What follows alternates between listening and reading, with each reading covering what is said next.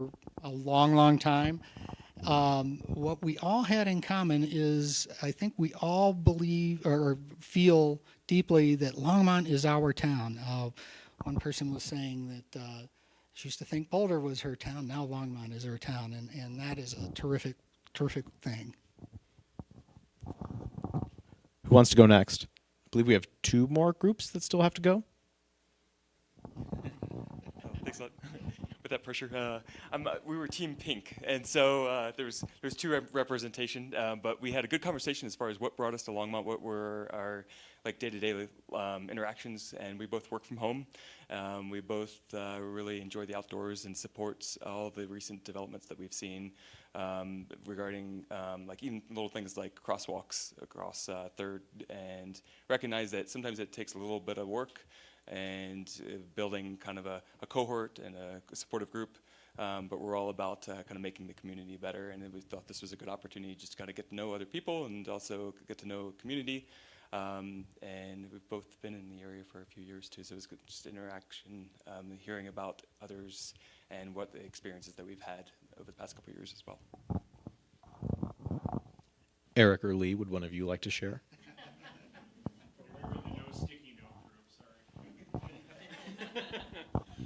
We're both from Longmont. You've been here 30 years. I've been 50 here, or 50 years. I've been here about 20. So. And we're all in this room. Thank you, everyone, for participating in that activity, which brought me a great deal of joy, even if it didn't bring you much joy. Next, I'm going to hand this off to Elizabeth, who is the curator of history at the Longmont Museum.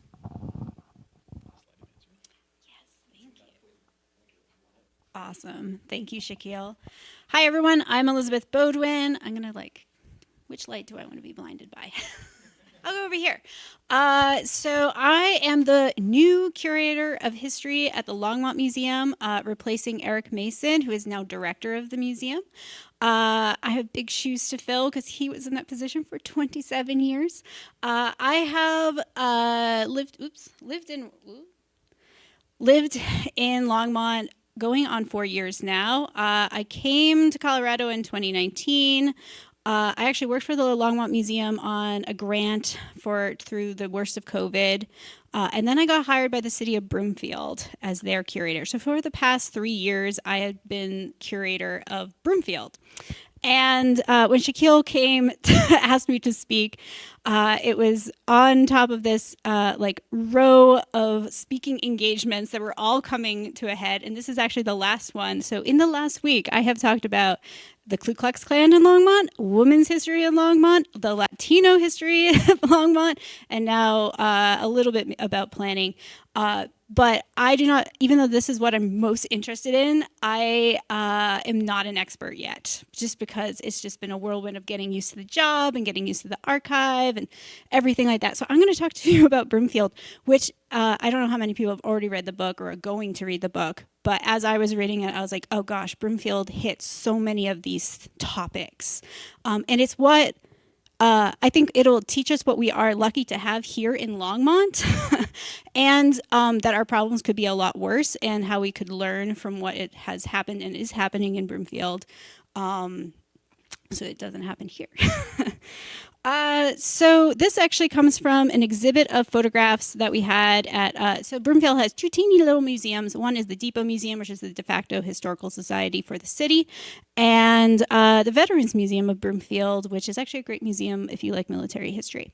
And I was curator for both. I'm still technically curator for the Veterans Museum.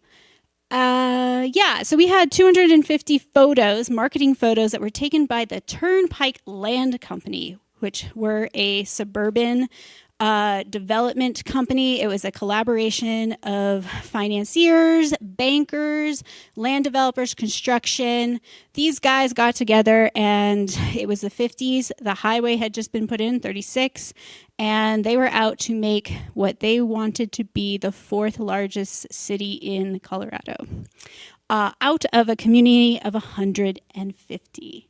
So Broomfield had 150 residents before 1957. By 1960, it would have over 4,000. It now has about 80,000. Ooh, am I going the wrong way? There we go. This is a picture of Highway 36 when it was first laid. This is about 1952. As you can see, not much development on this. The picture today would be very different. Does it have a pointer? Oh, yes.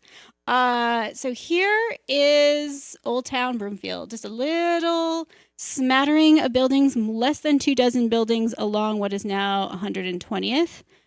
This is the construction of the Turnpike. Ooh, that's why they called themselves the Turnpike Land Company, because there was a turnpike being built right in Broomfield. And that's what anyone taking the highway would have known Broomfield for, is the turnpike, because there wasn't much else. The turnpike was to pay for this highway. When the bills were paid, they tore it up in, I believe, 1968. Kind of an unheard of thing that they just removed a revenue stream because they had actually paid their bills. Keep going the wrong way. These are the turnpike workers.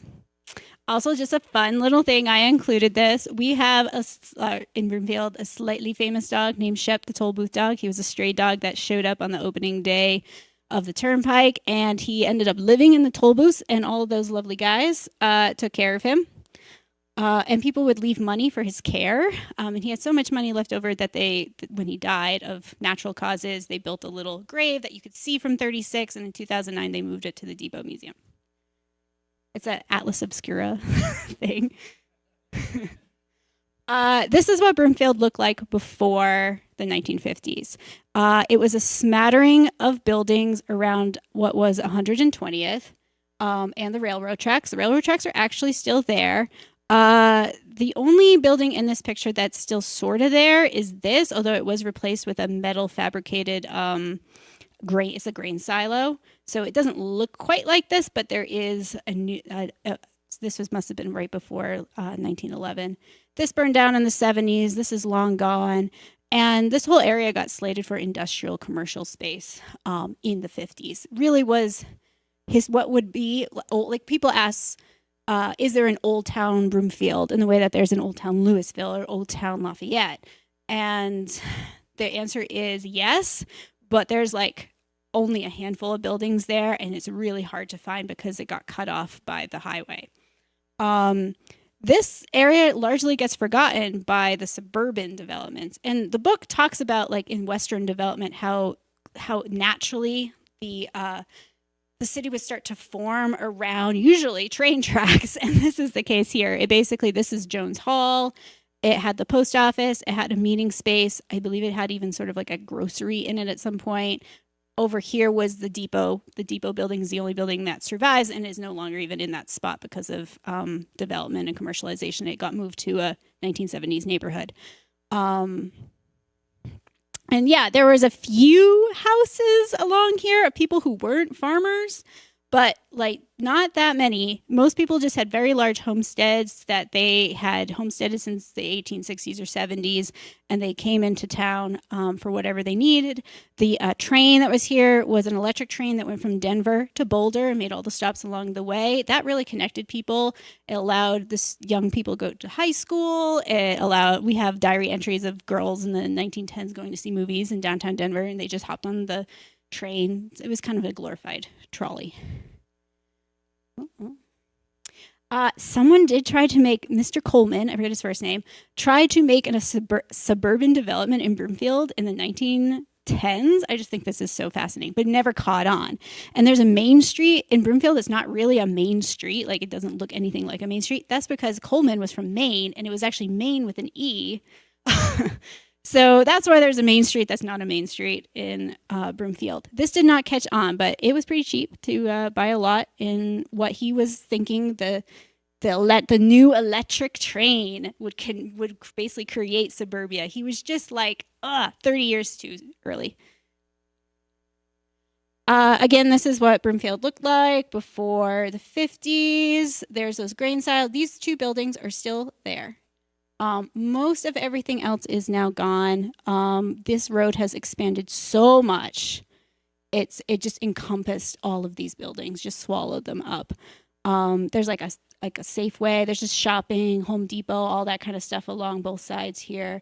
And then 36 is like down here.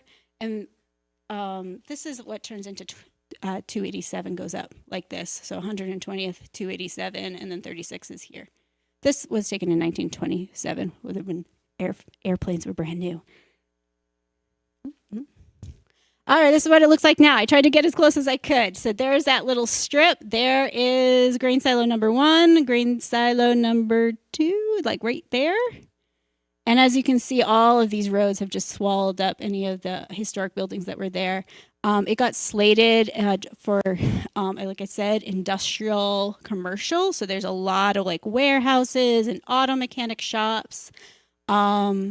And then what I'm really going to be talking about is this section right here. This is Broomfield Heights. This is the first suburban development in Broomfield. And we're going to look at a lot of pictures from there. And this was what was envisioned to be, the downtown at the time. Was they envisioned this area, which is basically a office plaza and a what we'd call a strip mall today. So this is Broomfield today. It goes all the way up to like here now. And the area we're talking about is this little area here. And before that, it was just this tiny little area here before the 1950s. So it has really gotten quite large. And you can see the patterns of the streets are really those suburban developments. There is no grid pattern like what we have here in Longmont with our old town area, our historic area. You can see there's all that curvilinear cul-de-sac-y type development.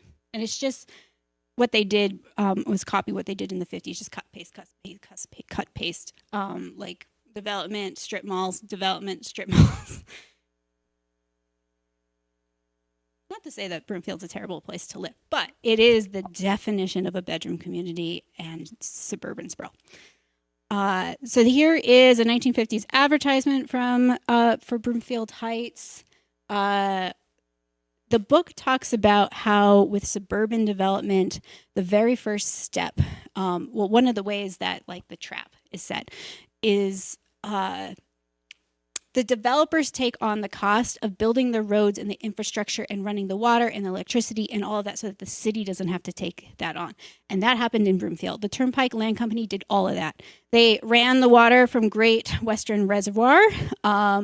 They paved all the streets. They brought water, they brought electricity. They also built some of the starting buildings for their shopping center, which is right here. And then they call it the Garden Office Center, which was sort of like their city hall was in here. The library was in here. None of that stuff is here anymore. It's now way over here. And yeah, it's just everything was walkable then, so they didn't really have to worry about it. But of course, it was a community designed for cars to get onto the highway to get to their jobs in either Denver or Boulder. A lot of the first residents had jobs at CU or at Rocky Flats. It was an extremely highly educated group of people, entirely white as far as we know, who bought into these first houses. And it was like a private sort of neighborhood at first. It got annexed in 1961. So for the first 4 years, it was basically just like a private community.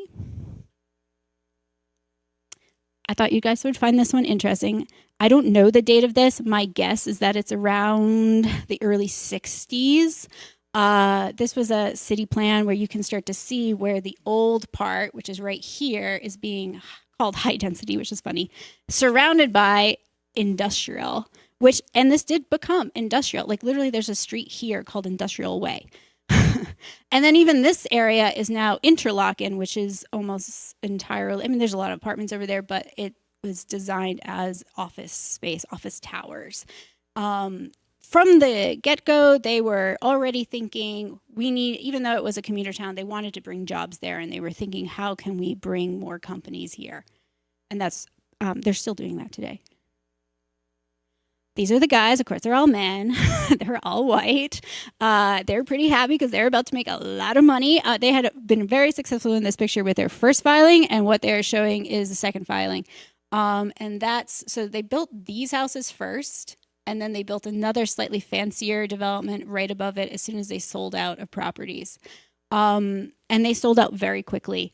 They had saved something like 8 parcels for different churches, different denominations. They all sold within just a few months. Every single church wanted a piece of this suburban development. I had to take this photo for it's a Rocky Mountain News photo, or Denver Post photo. But it gives you the idea of this kind of swankiness. the brand new houses. These were pretty high end houses. They hired models to hand out flyers. They had beauty pageants, and they took all kinds of marketing photos. And they did a video, which we're going to watch. This is great. These are real estate agents touring Great Western. They wanted to. A lot of people coming from the city were really worried about water, electricity, having modern services. So they made a big deal about being like, yes, we have all of these things. And they gave them a little tour before they even built houses. This is them laying down the tracks. Not the tracks, the roads.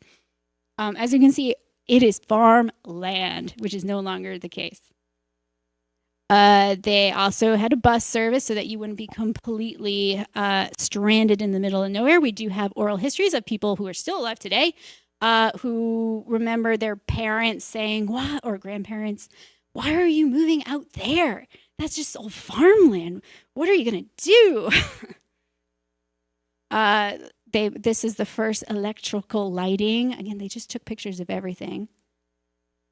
And they showed this promotional video, which if Morgan, if you can hit play.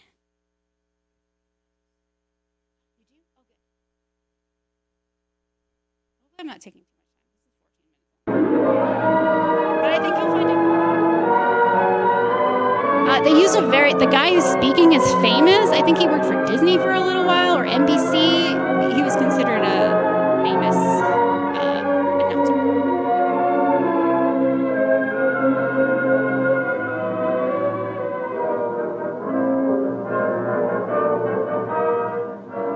Horace Greeley was a man of vision. In the wide horizons of his mind, he saw the stirring future of the West. After viewing the rich rolling land that sweeps majestically up to the Great Wall of the Rocky Mountains, he advised, "Go west, young man, and grow up with the country."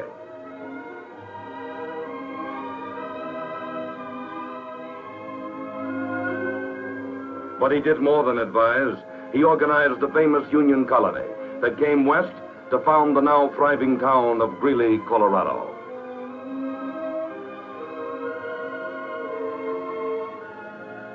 The rich farmland nearby produced abundant crops. The clear sunlit days, the pleasant weather, the beautiful landscape attracted hundreds of new settlers every year, and other towns sprang up in the area.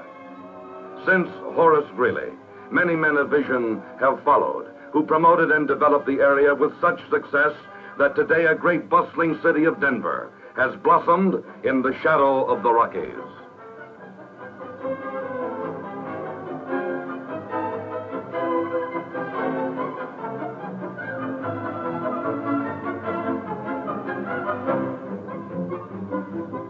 Like many growing crowded cities, Denver is reaching out to form suburbs for pleasant, wholesome living.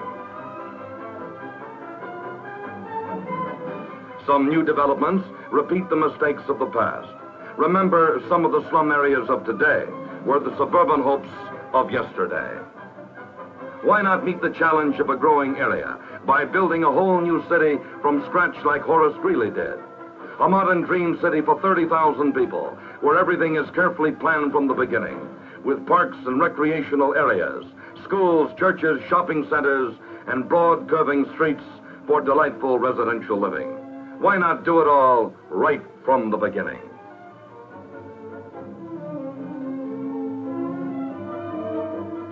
These were the questions that turned over and over in the mind of Bal Swan, president of Empire Savings Building and Loan Association of Denver. These were the questions he placed before K.C. Enzer, president of Enzer Construction Company. Before Axel Nielsen, president of Title Guarantee Company. Before Roger D. Knight, president of the United States National Bank. Before John J. Sullivan, president of Bosworth, Sullivan and Company. And this is the group of successful men who had the imagination and the courage to say, why not? Let's do it.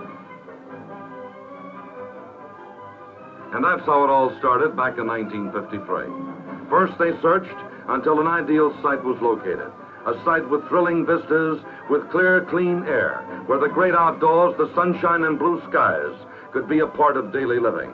And they found it less than 30 miles from Horace Greeley's town. It is located at a natural crossroads where U.S. Highway 87 joins the 4-lane Denver-Boulder Turnpike and is just 17 minutes from the busy, bustling heart of Denver.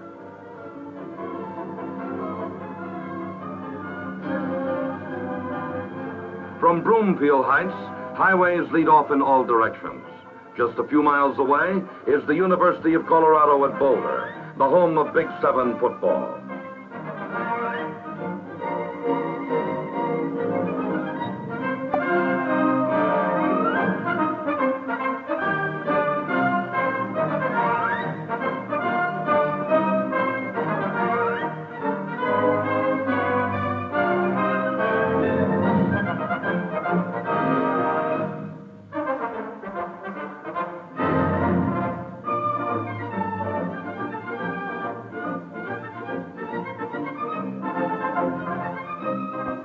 Only a few minutes away from Broomfield Heights are the great recreational areas of Colorado, where forests of spruce and pine provide an ideal hideaway for a family picnic.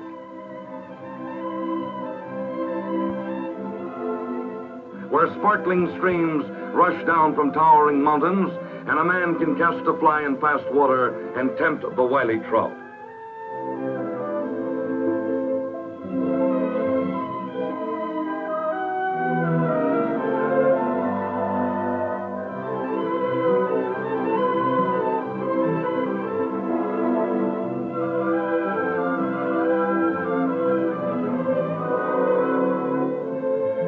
The scenic splendor of Rocky Mountain National Park is but minutes away, providing all types of outdoor recreation. Camping, riding, sailing. Even in the wintertime, the joy of outdoor fun is conveniently near.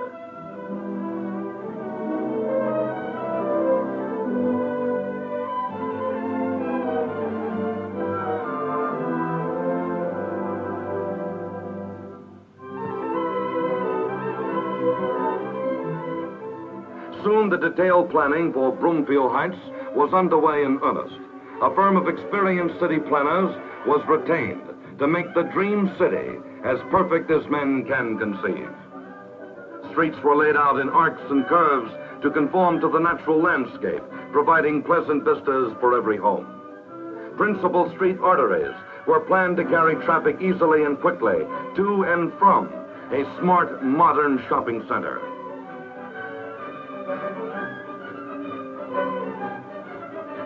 The size and kind of stores and buildings were determined by extensive survey and study. Convenience goods and a full line of merchandise will be available along with medical clinics, doctors and dentist offices, and a bank.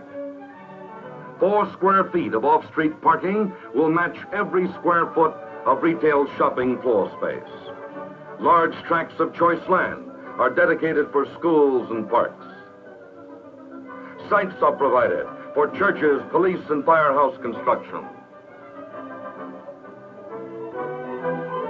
Water is a vital consideration for western cities, and Broomfield Heights has plenty of water. Great Western Reservoir was purchased and increased in size. It has a reserve of enough to supply more than 30,000 people for a year and a half, if never another drop were added. This great reservoir is constantly fed by the pure, clear water of mountain streams.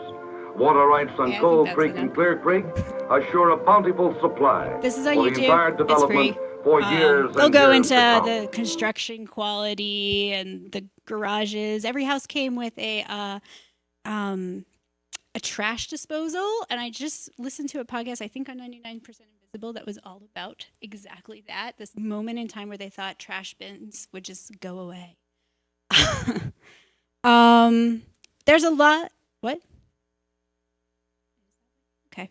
There is a lot here of that connects with the book, such as the planning for permanence that is discussed. That was really a theme at this time. As you can see, they were like experienced builders, and that they were going to build the perfect community, and that it would have everything you needed. So when you arrive, it's all done, and everything would be modern and new.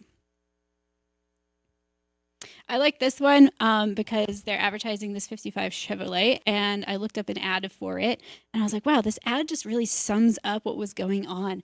You have the family literally building a house, a suburban house.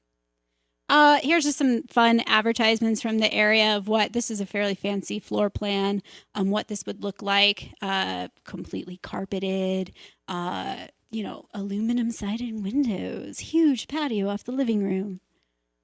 Here's another one, the 59er. I don't think this one was actually from Broomfield. I think this was a model somewhere else because they also did a lot. The same builders did stuff in Thornton and Westminster, possibly even here. I'll let you know as I explore more of the archives in Longmont.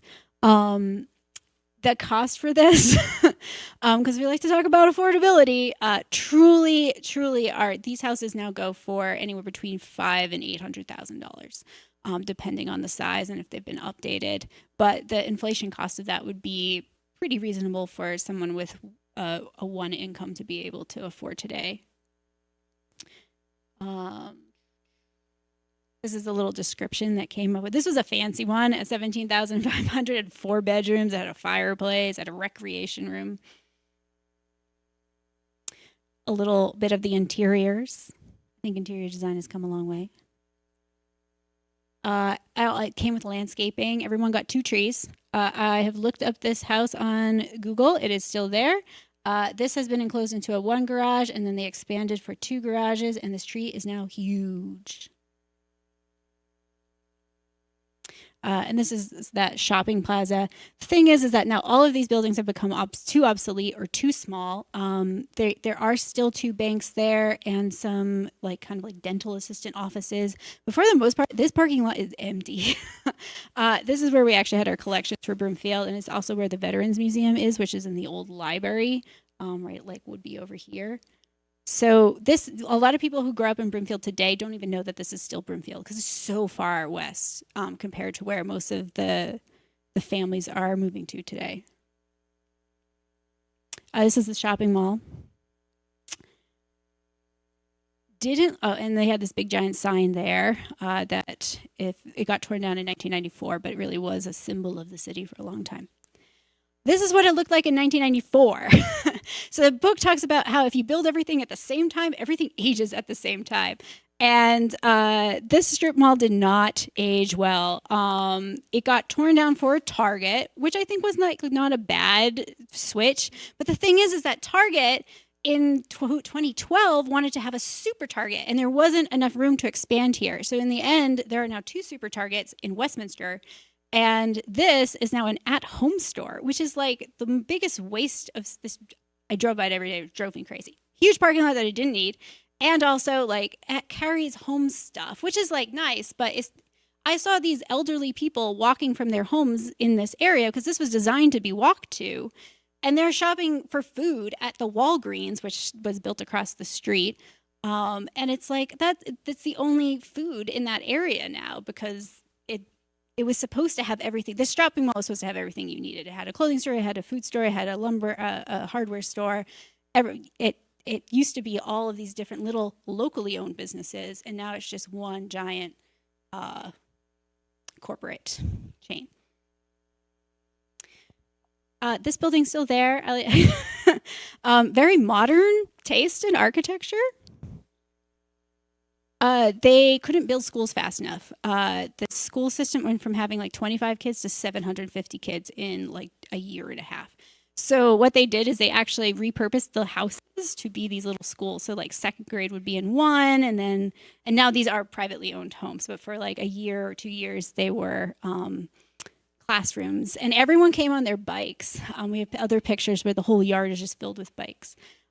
This community made sense in the size that they planned it because it was very walkable and bikeable, in its entity, but when you start expanding over and over and over again, and the roads get wider and wider and more dangerous, this becomes no longer the case.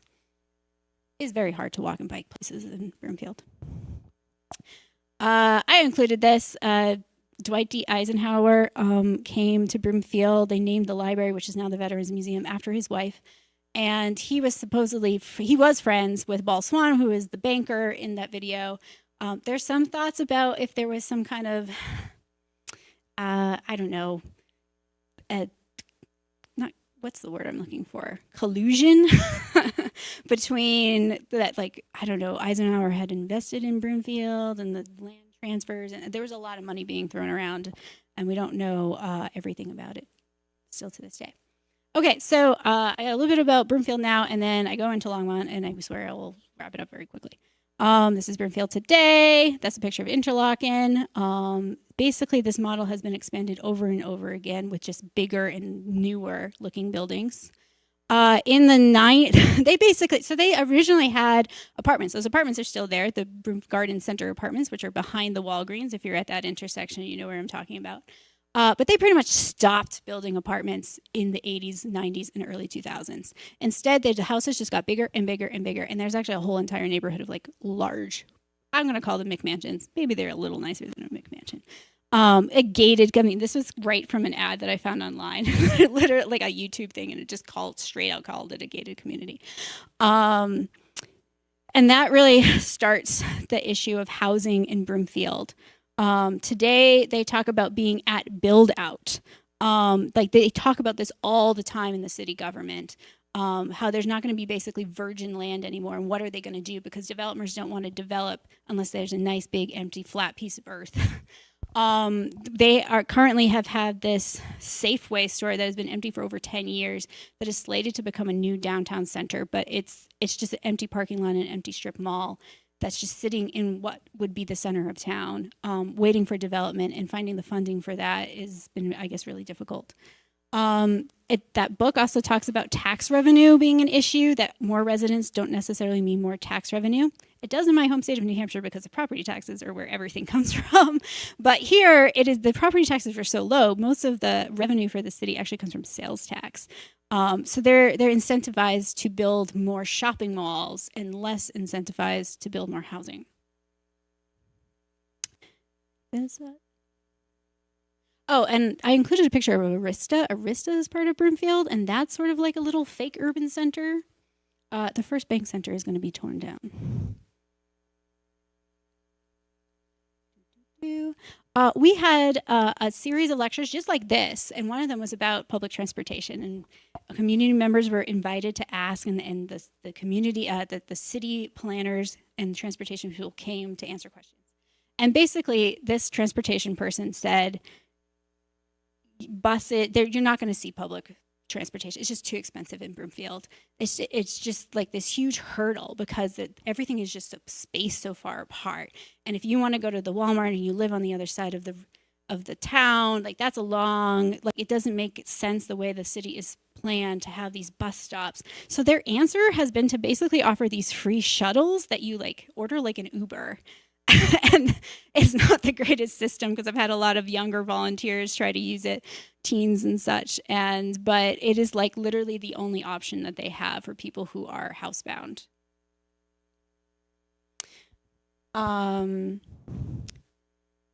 just said all of this. A lot of people won't move to Broomfield because there isn't a downtown. And I didn't move to Broomfield because it doesn't have a downtown. I love Longmont. I like the Main Street, and the reason that we have this great Main Street is because it was designed before cars, and it allows for that kind of community center that Broomfield really lacks, and is now trying to come up with the money to like build all at once rather than organically. Also, there are not a lot of local businesses in Broomfield. My biggest complaint, there is a Ziggy's, but that there is no like local coffee shop that you could just hang out and work in. It's Starbucks, there is a Ziggy's, but that's still kind of a chain. There just isn't the real estate for it because it's either these large strip malls that were designed by large developers. There's just no like small spaces. This is that Safeway that I was talking about, and the big giant empty parking lot. This is what they hope it to become. But again, like, what is that going to look like? And it really is putting a lot of money in one. They are going to rely on one developer to do this rather than a bunch of local developers slowly building it up over time.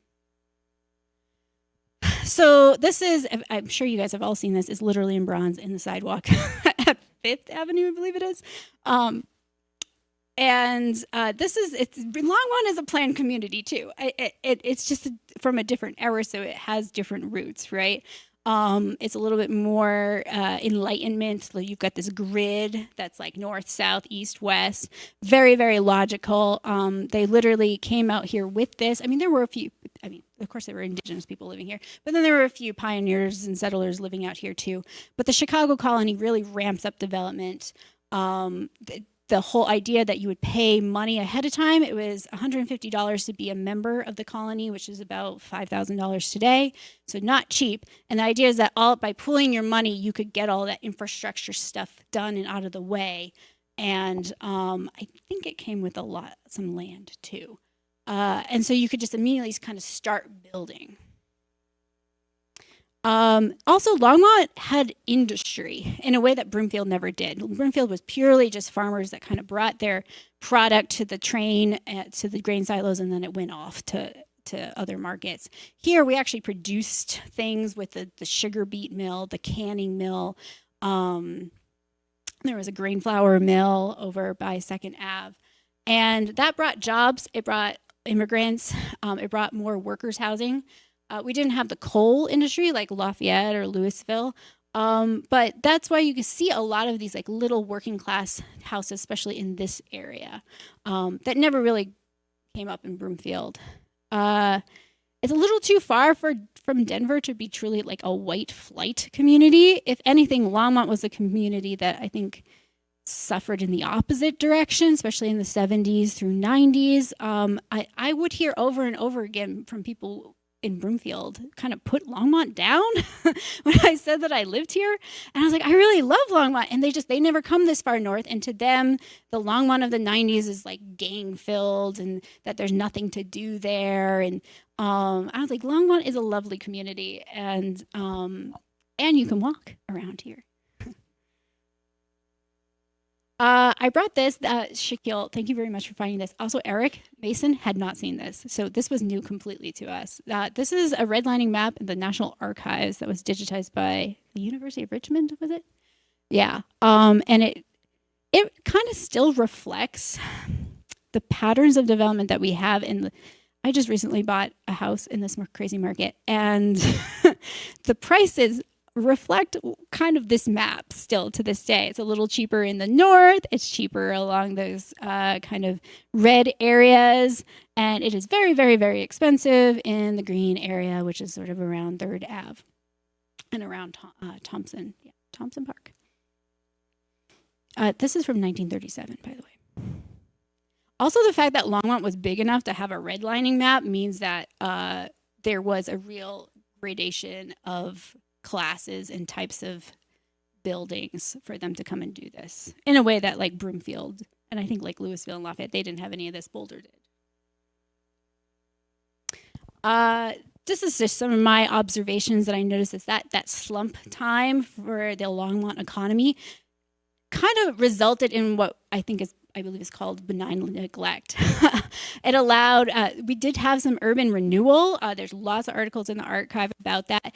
But right from the start, they really were like, we don't want to tear down too many buildings. They were like, we know we need parking.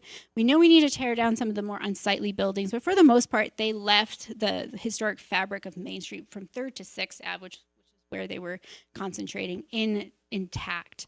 And I think what came up is landowners and property owners realized that they could maximize their profit by turning either their large houses, actually this was Oswald at some point too, into multifamilies, or maybe they tore down 1 or 2 houses. And there's some really good examples of small 1960s apartment buildings, and I could not find any when I was just doing a quick Google. But like I saw one on like the corner of Route 4 in Lashley, and I was like, that's the perfect one. Or even like this building, which is just around the corner, you think that does not take up a lot of space compared to what they're building now for apartments, where you need these massive, huge developments with a lot of land use in a lot of like similar buildings all duplicated in order for that big giant developer to make money.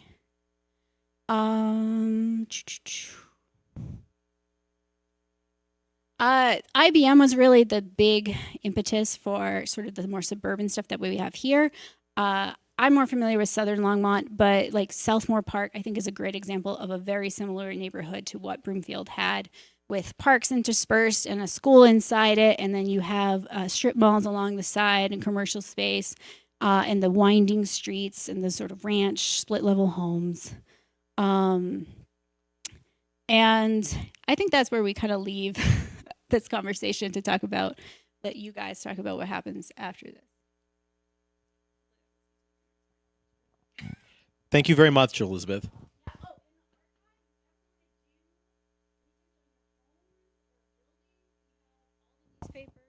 All the newspapers, maps, water rights, all that stuff. Thank you very much, Elizabeth.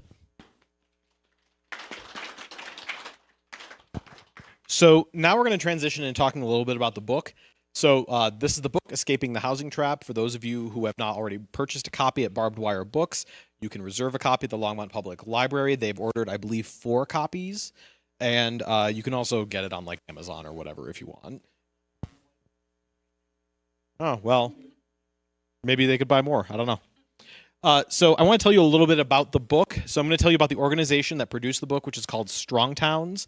It's a nationally known organization. Here's their mission statement. They seek to replace America's post-war pattern of development, the suburban experiment, which Elizabeth, I think, just described very well with Broomfield, with a pattern of development that is financially strong and resilient. We advocate for cities of all sizes to be safe, livable, and inviting. We work to elevate local government to be the highest level of collaboration for people working together in a place, not merely the lowest level in a hierarchy of governments. So I'm going to quickly outline the book just to give you a sense of what you're going to be reading. Part 1 is titled Housing as Investment. This is the section they'll be reading before our next meeting on May 20th. A couple of the highlights from this chapter. In the United States, housing is a financial product. We might think of housing as the place that we live, but on a macro scale, part of what housing is that it is a financial product. You can get a loan, and that loan will be resold, and then will be packaged and invested, and again and again and again. How did it get this way? The book is going to talk about how we got from the evolution of, you know, you'd order a Craftsman home in a kit, and then it shows up on a train, and you build it yourself, to the 30-year mortgage in our current state of housing financing today. What does it mean when the entire financial industry is betting on home prices? One of the things the book discusses is how the price of a mortgage and mortgage interest rates really underlies a significant fraction of our financial system, and what are the impacts for that in terms of whether or not the price of housing can ever really go down. What's changed about how we build homes in the past 120 years, and how has that impacted cost? And what's changed about how we build the cities that our homes are in, and how has that impacted cost? So that's part 1. Part 2 is about housing as shelter. This is a chapter that is really focused on the idea that homes are the places that we live, right? They're not just a place that you finance over 30 years and pay for. It's also where your children grow up, and where you lay down at night, and where you feel safe. So where does zoning come from, and how does it affect the kinds of homes that we build? Can we blame high housing prices just on NIMBYism? Spoiler, the answer is no. There's a section on the backlash to urban renewal, which I should mention did happen in Longmont as well, and Elizabeth touched on that a little bit, and strengthening of local control. This picture is actually from the Times Call in the urban renewal era. And the caption on this picture is about this little girl trying to cross the street to go to school, but the car that's there has parked in the crosswalk, and so she has to walk out into the street to be able to tell if there's a car coming to see if she's going to get hit by a car. And there was actually an entire section of the Times Call in this era that I saw when I was pawing through the archives with Elizabeth, which I recommend that everyone do, just on the complications with the urban renewal agenda and the process of urban renewal as it was happening in the city. And the concerns about traffic safety were one of the things that were incredibly frequently discussed. I'm sure that there is like a master's or PhD thesis somewhere in those archives talking about the the traffic safety movement in Longmont in the 1970s and the very clear evidence that they were losing. There's a section in this chapter on YIMBYism. So YIMBYism is the opposite of NIMBYism. I should have said this earlier. So NIMBY is an acronym that means not in my backyard. It's a caricature of people and the caricature is essentially that the people who are NIMBYs just refuse everything and don't want anything to ever change, and they're fine with you doing whatever as long as it's not in their backyard. A YIMBY is the opposite. It is another caricature of a person who is okay with building no matter what. So the question of this chapter is, can't we just build, build, build? And the answer to that one is also no. And then there's also a section in this chapter on capital A affordable housing, which is government subsidized affordable housing, of which there is quite a bit in Longmont, and lowercase A affordable housing, which is naturally occurring market rate affordable housing. And then finally, part 3 of the book is about solutions. It is housing in a strong town. And there are a number of solutions that I've highlighted here that I'm not going to go into too much depth, because I think you really need to read parts 1 and 2 to have the context in order to understand the way that Strong Towns thinks about solutions. So this is about embracing complexity, incrementalism, change and how to handle it, public investments in housing and other things, small local businesses, and then examples of success and how those places achieve success. All right, I'm going to hand this off to Dan Sorrells. Thank you, Shaquille.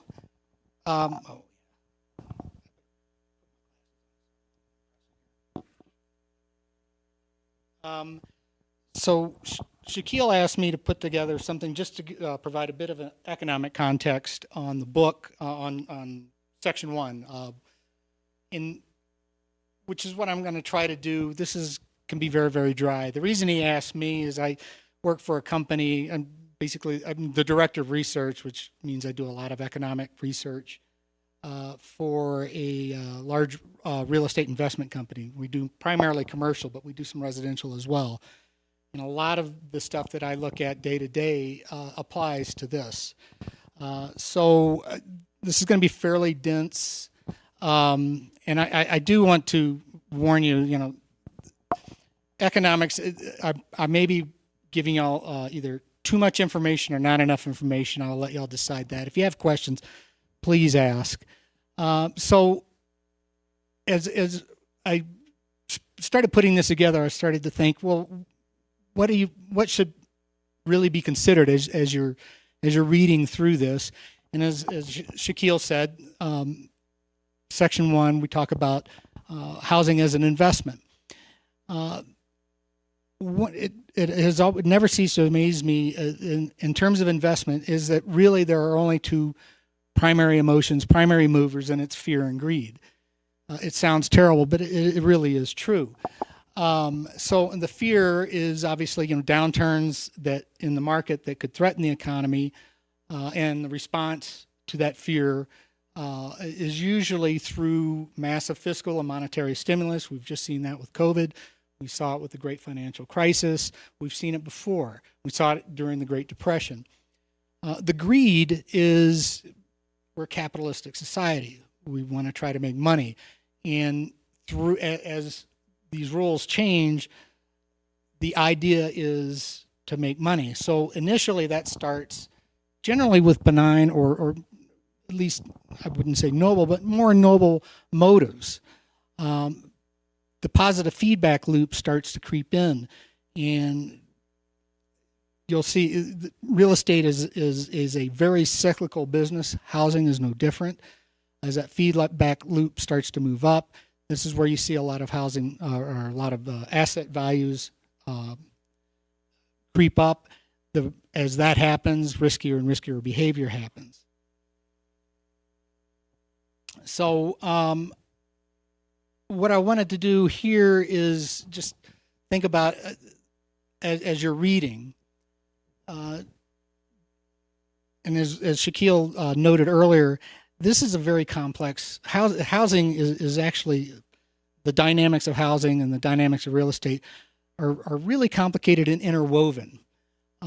So as you're reading, you'll have a lot on the history, and the book does a very, very good job, by the way, of presenting the context and the history and how things evolved from kind of that organic growth that Elizabeth was referring to what occurred during the Great Depression. And as this happens, how big the housing industry has become because of this. So, part of what you'll read is in response to the Great Depression and the complete downfall of the housing market, that really people were out on the streets and banks were going bankrupt, the 30-year mortgage was created. Prior to that, there wasn't a 30-year mortgage. And in fact, in most of the world, there's not a 30-year mortgage. Canada, for instance, you get 5-year loans. They come due every 5 years, and your interest rate gets reset. That's not uncommon in the world. We're unique in the United States. But that stabilized the market. It actually did save the economy or contributed to it. But that reduced risk sets a stage for new products to come up, which Shaquille also mentioned in terms of mortgage-backed securities. That's where loans are packaged and then sold to investors. And then some of that leads to some of the excess, which you saw in the savings and loan crisis. Some of you may be old enough to remember that, or the Great Recession, which I'm sure everybody remembers that. So you have this interrelatedness, and the book, I think, does a really good job of explaining that. But when it comes down to economics, it really still boils down to supply and demand and how they interact.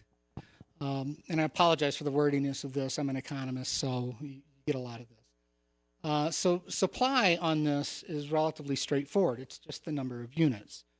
Demand is a little more nuanced, and it's driven by wants and needs, and that can vary. So it'll vary by generation, it'll vary by demographics, it'll vary by culture, it'll vary by market. But as those two interact, you get a balance somewhere in there, and which equals price. So and this is economics 101, so I don't think anybody is gonna be shocked by this. Oversupply relative to demand, prices fall. You have too much of something, prices fall. Undersupply relative to demand, the exact opposite happens. Now, and I'm going to show you some slides here in just a second. What has happened lately, and this is kind of getting us to the current situation, is the net change in housing of all types has not kept pace with household formation. This has been going on, really it started just shortly after the Great Recession. And the result is a growing housing deficit. So by my calculations, and there are various ones, Freddie Mac has a higher number, the National Association of Realtors has a lower number, but we right now are about 2.4 million units short. In other words, the number of housing, I'll just go to the slide, the number of housing units built, which is the green line here, has for some time been under the number of households formed. And so now you have an undersupply, which contributes greatly to the rise in prices. So this is a very difficult chart to read, and I admit. So one of the ways that I did this is aggregate it. So this just shows over time, we were building way too many houses right up to the Great Recession. This caused the crash, and you can see what happened. As the units fell, those excess units did get absorbed. Right now, we are at this point about right there. And it's, well, actually, I take that back. We're right there. This is current. We just haven't created enough housing. Now, it's curious. There are right now a lot of apartment units under construction. The curious thing about that is that they're aimed at the top end of the market. So the rents on those are extremely high. So just some of the complicating factors on this, so that demand has been inflated initially. So there was a lot of demand and not enough units because of the effect of the monetary stimulus. So when COVID hit, $4 trillion fell into circulation.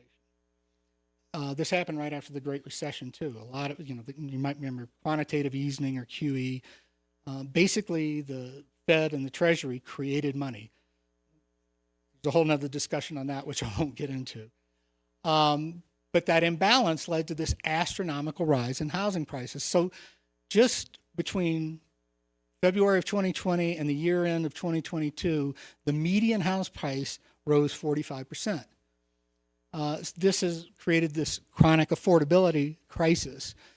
The good news is that, believe it or not, that median prices started to fall because it's just simply gotten too expensive. No one can afford them. The bad news is it's still 9.5% above trend, and I'll show you a chart here in just a second. The other bad news, and there's another chart on this, is the amount of median income relative to the median house price is at I don't know if it's at an all-time high, but it's at the highest it's been in the last 15 years. And this affordability crisis, as I mentioned, applies to the rental market as well, because even though apartment building right now is the highest since the 70s, there's more apartment units being built, they're primarily at the high end of the market. And that's not universally true. There are some affordable, there are some garden, but you go into Denver, you go into Rhino, just remember counting the cranes, and those units were all like $3,000 or more. So again, just for those Class A rents, you still need about the same amount of income, which for most people is not really affordable. And that's just the rent. That doesn't come with all the other stuff, the insurance and all of the other stuff. So let me just go through this. This illustrates what I'm talking about in terms of how cyclical the housing can be, and just how far above trend we are. So back in this is kind of highest inflation. There was a lot. This is a period here. There was a lot of apartment buildings being built. Denver was just insane with apartment building at the time. And as a result, median prices rose 21% over of inflation. Now let me just back up real quick. So the gold line here makes the assumption that if you bought a house in 1963 and you let it appreciate at the rate of inflation to about 2011, I think, the average rate is inflation plus 1.1%. So whatever the rate of inflation is, the real appreciation you got on that house was 1.1% per year. So the gold line just takes that out all the way out to here. Whatever the inflation, whatever the CPI change was, I just inflated that 1963 house and kept rolling it forward. The blue line is what actually has been reported for the median sales price. So you can see sometimes it gets above, sometimes it gets below. During the S&L crisis, median prices rose about almost 16%. During the Great Recession, they really jumped. I'm sure everybody remembers this. They were almost 21% above inflation. Right now, we're at 29, almost 30% above the rate of inflation at its peak. So typically, and you'll see, whenever you get this far, it falls. Whenever you get this far, you're destined for a fall. This is going to be cyclical. This helps explain just how unaffordable this is. So the gold line is, again, in this case, the median price, and you can see it has come down a bit. Affordability is basically the red, and you can see it's at a high. It's the highest since 2001. Probably higher than that, going even further back. And this is just simply rents. So we use CoStar as a service. You take just the median rent for Class A apartments. This is the black. The black line. The dotted line just shows what that trend would be. You can see how far above trends we are. Class B apartments is the blue line, which is the more affordable. It has picked up as well, but it's not as bad. So it's up 17% from this low, but it's less in the Class A, and that is typically the more affordable units. So one of the things that the book makes a good point of just how important and how central housing is to the economy, the U.S. economy. It has gotten enormous. And it really has started, the book will tell you, in the Great Recession. So I pulled up just some quick statistics that kind of help bring me into some context to that. So right now, the U.S. GDP nominally is about $28 trillion, which we're the biggest economy in the world, $28 trillion. And trillion, I always have to remember that's a million. Household net worth right now, according to the Federal Reserve, is $58 trillion.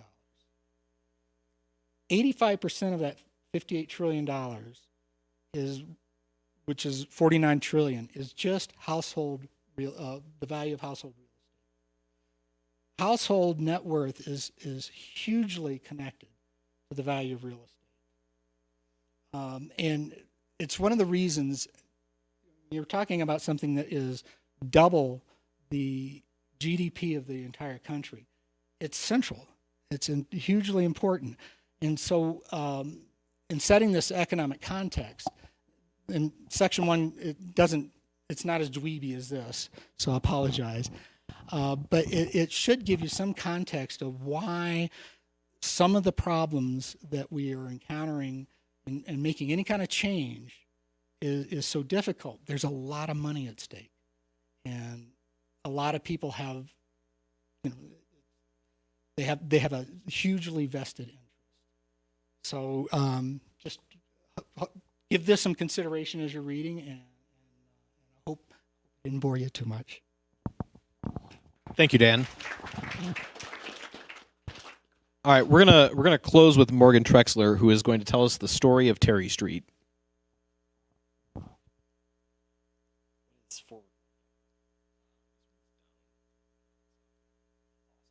All right, hello everyone. My name is Morgan. So I want to give you a history of my street. I had the privilege of going through the archives with Elizabeth, and I was like, I want to find a picture of my apartment. I live in 521 Terry Street. And everywhere they're like, it was built in 1922. And Elizabeth took one look at it and told me it was built in the 60s. But it was really cool going back through and trying to understand what the history of my street was like. And along the way, we found out that there was a lot to it that really speaks volumes to what Strongstowns is talking about here. So here it is in 1984. This was a planned community like people talked about before. The 1884. Oops. Yeah, this is what it looks like 50 years ago. So it's small homes spaced far apart. Back, this Terry Street was like the edge of town, right? There were some homes, but past that it was very sparse. And along came this guy named Edward Prose. And he was like, I'm going to build a funeral home at the edge of town.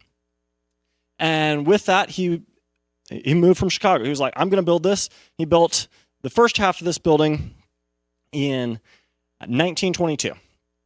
And then a couple years later, he built this first 10-plex 513 Terry next door. And so when my rental insurance company tells me my building was built in 1922, they actually mean the building next door, and maybe I can get them to fix that and get that the rate a little lower. But so he showed up. He's like, hey, I see a need. And then we have the Great Depression that happens. And so everything kind of pauses through the Great Depression, and then we get World War II, and now here we are in the 1960s. Between the 1950s and 1960s, the population of Longmont is doubling. And so Edward Prose, or somebody in his family that called these the Prose apartments, was like, hey, we are going to put down another 10-plex right next to our past 10-plex because this thing's doing great. And one of the cool things is that the 537 Terry and 543 Terry Street are also both converted into fourplexes. And so these days, these are Martinis and a law firm that's on the section of Terry Street. And so in this economy where everybody needs more housing. The way this was solved back in the 60s was, hey, we're going to split up our single family home into separate homes. We're going to build new, small kind of developments as individuals, right? And so it's really neat. And the building's still around today. I live in it. It's wonderful. And then we get to the 1990s. And the building that was right here, this was a house, it was actually either moved or bulldozed, we're not entirely sure, for a parking lot, right? Now we're going into all this extra parking. And over time, the area was upscaled from housing to more and more commercial space. And so this house, it was a fourplex, was turned into a bed and breakfast. And so now we've lost housing units to short-term rentals. This is Airbnb, 30 years ago. And so just kind of the history of the neighborhood, right? Slowly developing into more and more. You can see that people chasing profit, right? Even back before housing was just exploding in cost. And it's cool to see that kind of history of how people are making their units work for them over time. And here it is today. So 503 is the funeral home. They've expanded that in the 60s to add more space because business was good and the population was doubling. And with that, you need a bigger funeral home. Unfortunate reality, right? And we've got the 10-plex of apartments that are still there for both those. We've got our parking lot that now serves. If you've ever gone to the DMV, it's over on this other side of the street. It's all their employees. We've got the Nash Law Group that replaced the bed and breakfast, and then we've got Martinis. If y'all have had dinner there, I walk by and think, wow, people are spending a lot of money. And I'm like living right next door, and I feel like if I just set out a table and chair on my front yard, I'd get the Martinis experience at about $10 of whatever steak I go and buy from Safeway. So this is the street, and it's cool to see kind of what this history of this space has been, right? And so to be thinking as you read the book of here's what the natural development looked like for a street in a mixed-use, walkable area over 100 years. And how could we replicate this in other areas? What are going to be solutions for doing this for the next 100 years and making? I really love the space. This area, right? How can we make more spaces like this? Is kind of what I'm hoping to get out of the book. So, thank you. Thanks, Morgan. All right, we are at the end of the evening, and now I get to leave you with homework. So the next meeting, we will be meeting back here on May 20th at 6:30 p.m. at Longmont Public Media. Between now and May 20th, you should read through part 1 of the book, which is Housing as Investment. Before you go, if you are not signed up for the book club mailing list, you should sign up for the book club mailing list. You'll get emails sometime in the next month with relevant information along the way, and also we'll send you a form so that you can submit ideas for discussion topics at the next book club meeting. We'll also spend a lot more time at the next meeting in small groups, so you'll get more opportunities to have discussion with the other folks who are here. If you are not signed up for the Launch Longmont Housing newsletter, I encourage you to sign up for the newsletter.